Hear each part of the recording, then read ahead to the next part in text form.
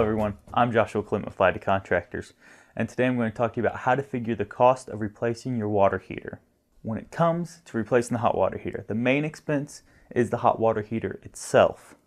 So you'll need your hot water heater, and also these stems that come out of the water heater, you're going to want to figure these in. These are not too expensive, about $5 to $10 depending on what kind you get. And if you notice, it's going to be very difficult to actually remove these without damaging the pipes above it. What I normally do is cut these out here and just get a couple new pieces to go over top of it.